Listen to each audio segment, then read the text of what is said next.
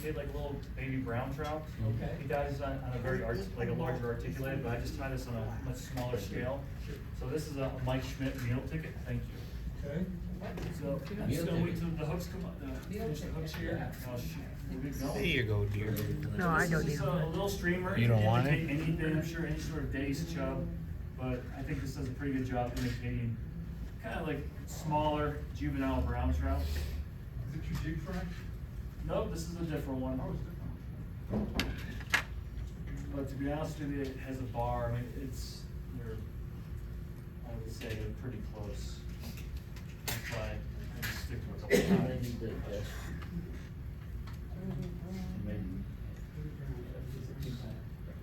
It's not tight enough. We don't. That's in there. Yeah, that one's 16. Now, if you want, This one's kind of. I usually don't do this, I don't really feel like I always need the weight. But with these like larger hooks, larger beads, one of the things you can do, if you actually want to increase the weight, you can always take 15 thousandths, 10 thousandths lead wire, wrap it, maybe make 8 or 10 wraps with wire, and then snug it up under the bead, give you a little bit of weight. But usually, if you're tying any sort of jig hook, as we all know, if you're trying to get the up and down action of fly, you're trying to keep most of the weight on the front end. And where you place the weight on the hook shape is going to determine how that fly rides. But we're going to just try to create kind of a jig action. So if you want to use a few wraps of lead wire, you can do that. But for this, most of the time, this is all I need for weight. So we're just going to attach our thread. They'll accuse you in Yellowstone Park for that. We will, but they don't cut the materials off the hook. No, but they have a magnet. Hold that. You see, That's like, they oh, have- sorry. No, they do. Doesn't surprise me. All we're gonna do is we're just gonna take the thread, create a little bit of thread dam behind that bead. Don't need to do too much, because we're gonna be building some bulk from the front end, which is gonna also act as a stopper. But we're gonna take our thread, we're just gonna wind down to the end of the hook shank.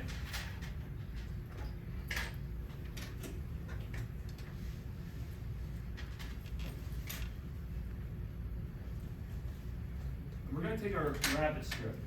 So this is a micro rabbit strip. If you're tying a larger fly, you're gonna go with a wider cut, but these strips can be cut narrow, and then they can also be cut wider. But what we are gonna end up doing right here, with with the section that I gave you, you'll find that you're gonna have kind of a direction. The fibers are gonna wanna fold in one direction. So what you're gonna wanna do is you want the fibers flowing or angling towards the tail. So when I tie this in, I want the fibers that are going towards, or that are bending away from me, going towards the tail. So if it makes sense, it's gonna look like this, is what I mean. So I'm just gonna take the skin and just kind of lay that flush right there in front of the bead. I'm gonna switch hands, but you have the fibers angled towards the tail, With the hide down on the hook. with a hide down on the hook, exactly. Just picture a horse mane. Yep. What kind of horse? So Never we're lose gonna them. we're gonna get the skin, lay it flush, top of the hook shank, go right up against the bead. What I'm gonna do is we're gonna have 2 tying points for this. So what I'm gonna do first right here, I'm gonna, right where my thread is, it's at the bend, I'm gonna kind of part the hair right there. And we're gonna tie in, we're gonna secure the rear end of this fiber, or the rear end of this hide, right behind the bead. Okay. Tie that down. Just secure that. Right down by the tail. Right by the tail, yep, right by the tail. How many wraps, like half a dozen or? I would do half a dozen, couple, 4, 5, 6, but really make them nice and tight, make sure you really lock that in.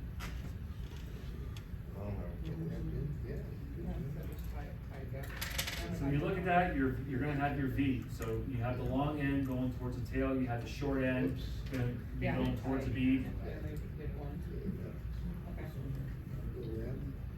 Is this where your GSP thread comes in handy? Definitely the GSP thread, the power silk, all that stuff is fantastic. I just licked my fingers, I don't know where this rabbit's been.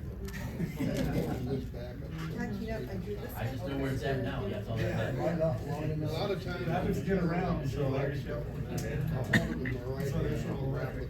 gotta wrap your thread. Why not long enough? So for those that are ready to go, we're gonna take your ice stub, and we're gonna, you'll find that this is kind of longer fibers. If you have difficulty dubbing this, it's always, sometimes there's a couple things you can do. One, you can use some dubbing wax, but then also, you can actually take the fibers, you can actually cut them in half. Cut them like, shorten up the length in half. There you go. You want that strip right. So with this ice stub, you can do that, but normally what I'm gonna do, I'm just gonna take this, and this doesn't have to be pretty, because what we're gonna end up doing, if you have like a dubbing brush, you can kind of pull off some of these fibers, but it's gonna be kind of a loose sort of wrap. And all we're gonna do with this, is we're gonna fold the rabbit back, and we're just gonna make a couple wraps of this material, right in front of the hide, all the way up to the bead. Oh, And cool. this is gonna be your body. Yeah, I think so, yeah. Okay, and then wrap that. Yeah. And once you start catching a few fish, the fibers are gonna start pulling out, so actually, usually in theory, the more fish you catch, usually the better the fly's gonna end up looking. Rattier the fly, the more the fish. Exactly, exactly. And once that body's in tight, we're just gonna pull that front part of the rabbit over, right towards the bead, and we're gonna secure that. And then any excess of the hide that's going over, you can trim, or if you look at this real quick, folks, when I'm doing this, one of the things you can do is I get my measurement, I trim this, give maybe a little bit of space, and then tie this down. Well, tie that down, and then secure that. Gotta be good at this already. Forgot, I wasn't using my power silk.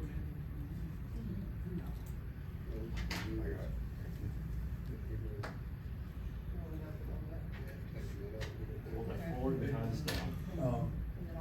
I wrap back to the eye, or to Yep, the bead. put the dubbing on the thread and wrap it all the way underneath. Okay.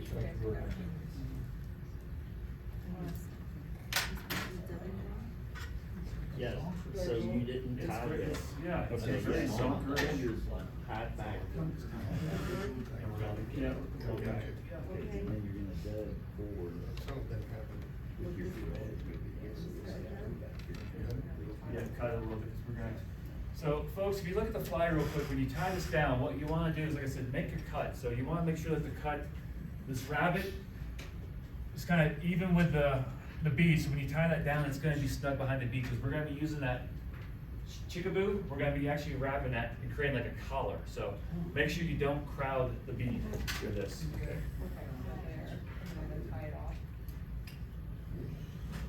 What's the chicken?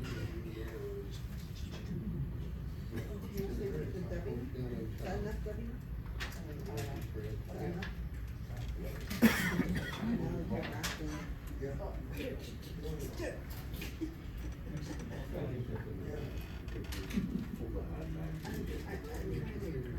That fur back. There you go, now you can clear that. Oh, Yeah, that's it.